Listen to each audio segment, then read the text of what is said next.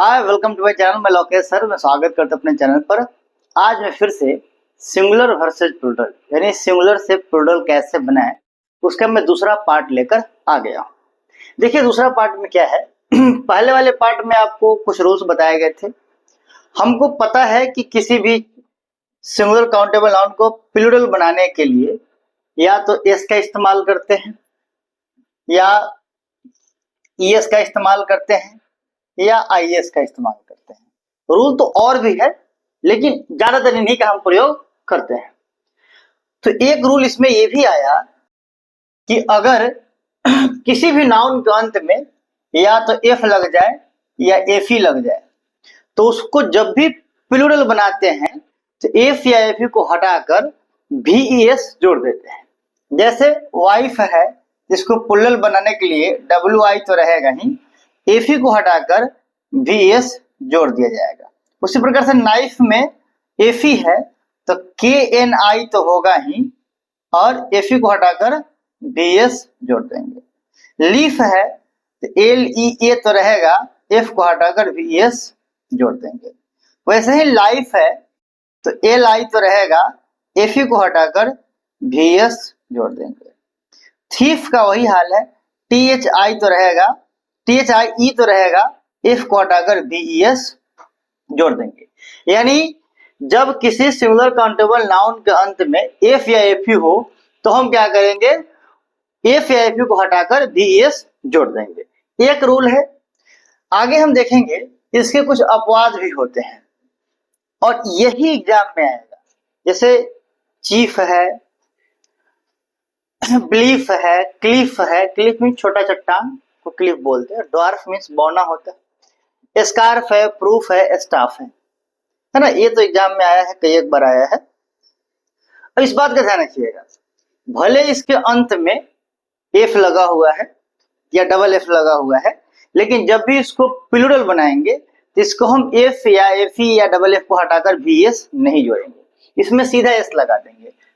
Chief का chips, bleep का blips, clip का क्लिप्स, डॉग का डॉग्स, स्कार्फ का स्कार्फ मीन्स दुपट्टा होता है, स्कार्फ्स, प्रूफ का प्रूफ्स, स्टाफ का स्टाफ्स, है ना। ये याद कर लेंगे, इसीलिए याद कर लेंगे क्योंकि ये एग्जाम में आता है। तो इसमें ये अपवाद है, इसके कोई रूल नहीं है। आगे देखते हैं।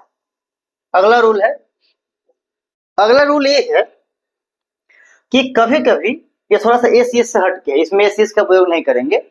कभी कभी नाउन के बीच में से कुछ वॉवेल्स को चेंज करके हम क्या करते हैं, उसको प्लूरल बनाते हैं। जैसे डबल ओ है तो डबल ओ को हम क्या करते हैं, डबल ओ जहां भी रहता है उसको डबल ई में कन्वर्ट कर देते हैं। जैसे डबल ओ वाला कौन कौन है, ए है, ये है, ई है, ठीक है। फुट है तो क्या हो जाएगा, F double E T feet हो जाएगा। टूथ है तो T double E T H तीथ हो जाएगा। गूज है तो गीज हो जाएगा, जी डबल ई एस सी गीज हो जाएगा। मैन को प्लूरल बनाएंगे तो एम ई एन यानी एक को ई में परिवर्तित कर देंगे। विमेन है तो विमेन कर देंगे, W O M E N. इसमें मैन है, मैन का प्लूरल हमेशा क्या होता है, मेन। यहाँ पे मैन लगा हुआ है तो इसमें क्या हो जाएगा, मेन। लेकिन ओ यू एस ई जहां लगा होता है उसमें आई सी का प्रयोग कर देते हैं। माउस है तो क्या कर देंगे, माइस कर देंगे। देखिए ये भी क्या है, डिफरेंट रूल है, इस पे कोई रूल काम सामान्यता नहीं करता है, इसे याद ही कर लेंगे आप। आगे देखते हैं। आगे है, ये तीन नाउन ऐसे हैं जिसको हम या तो ईएन लगाकर या आर ई एन लगाकर प्लूरल बनाते हैं। जैसे ऑक्स है तो ऑक्सन कर देंगे, चाइल्ड है तो प्लूरल चिल्ड्रन कर देंगे। ब्रदर है तो ब्रदर का दो हो सकता है, एक तो B R O T H E R S brothers और इसका दूसरा हो जाएगा B R E T H R E N brethren. देखिए ब्रदर्स का मतलब होता है सहोदर भाई, अपना भाई, लेकिन ब्रिदरेन का मतलब होता है किसी संस्था का भाई या मुंह बोला भाई। जैसे आप किसी कोचिंग संस्थान में पढ़ते हैं तो मान लीजिए कि आपके जो सहपाठी है उसको भी तो भाई कह सकते हैं, तो वैसे किसी को भाई कहते हैं तो वहां पे हम ब्रिदरन का प्रयोग कर सकते हैं। जैसे आप किसी क्लास में हैं और उनके बच्चों को ब्रदर्स नहीं कहेंगे, ब्रिदरन कहेंगे, दे आर माई ब्रिदरन, ठीक है। लेकिन कोई अपना भाई हो तो उसको हम ब्रदर्स कहते हैं। चलिए, ये तो आपको समझ में आ गया होगा। अब इसको याद ही कर लेंगे, ऑक्स का ऑक्सन, चाइल्ड का चिल्ड्रन और ब्रदर का ब्रिदरन होता है, ब्रदर्स भी होता है। आगे चलिए, आगे वाले रूल में थोड़ा सा सोचने वाली बात है। ये कंपाउंड नाउन है। कंपाउंड नाउन किसे कहते हैं? जब एक से ज्यादा संज्ञाओं से बना हुआ अगर संज्ञा हो तो उसे हम कंपाउंड नाउन कहते हैं। इसमें स्टेप भी लगा हुआ है और फादर भी लगा हुआ है। इसमें दो क्या है, संज्ञाएं हैं, और दो संज्ञाओं को मिलाकर एक संज्ञा बना है। जैसे स्टेप फादर का मतलब होता है सौतेला पिता, स्टेप मदर का मतलब सौतेली माँ, स्टेप सन का मतलब सौतेला भाई, सॉरी सौतेला बेटा। ऐसे करके ये कंपाउंड नाउन्स दिए गए हैं।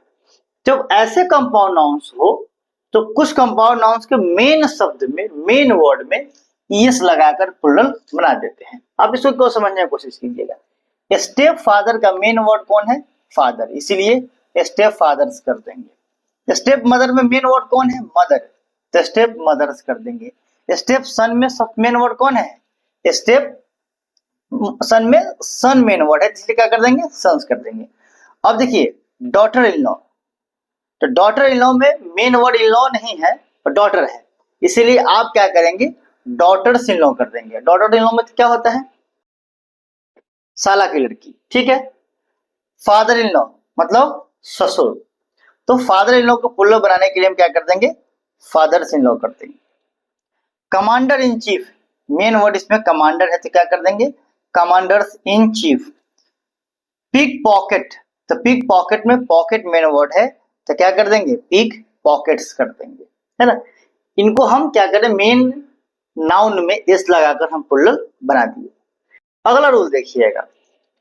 अगले रूल में क्या है कि इसमें जो नाउन दिए गए हैं इसके जस्ट लास्ट में हम क्या करते हैं? एस लगाकर प्लूरल बनाते हैं।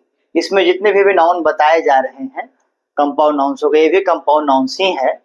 इनको आप याद करेंगे क्योंकि इसके लिए कोई प्रॉपर रूल नहीं है, और ये चूंकि एग्जाम में अक्सर पूछे जाते हैं इसीलिए आपको यहाँ पे बताया जा रहा है। ड्रॉबैक है, तो ड्रॉबैक्स को प्लूरल बनाने के लिए, ड्रॉबैक को प्लूरल बनाने के लिए ड्रॉबैक्स लिखेंगे। गो बिटवीन को प्लूरल बनाने के लिए गो बिटवीन्स लिखेंगे। पिक मी अप्स को प्लूरल बनाने के लिए पिक मी अप्स लिखेंगे। फॉरगेट मी नॉट के लिए forget me nots, touch me not का touch me nots, good for nothing का गुड फॉर नथिंग। हालांकि बता देते हैं ड्रॉबैक के मतलब होता है कमी, तो कमी का प्लूरल का या कमियां। गो बिटवीन का मतलब होता है पंच, जो मध्यस्थता करता हो, तो बहुत सारे punch. Pick me up, pick me up का और फॉरगेट मी नॉट को मदिरा के रूप में लेते हैं, मदिरा शराब के रूप में लेते हैं, तो ये इनका मतलब मदिरा होगा। टच मी नॉट, आप लोग देखते होंगे छुई मुई का पौधा, जिसको जैसे छूते हैं तो मुरझा जाता है, उसी को बोलते हैं टच मी नॉट। तो टच मी नॉट का पुल क्या हो जाएगा? Touch me nots. Good for nothing का मतलब होता है निकम्मी चीज, और गुड फॉर नथिंग्स का मतलब हो जाएगा निकम्मी चीज, ठीक है। आगे देखते हैं। इसमें इतना ही है। अब हम क्या करेंगे कि अगले वीडियो में फिर से मिलते हैं, तब तक के लिए बहुत बहुत धन्यवाद।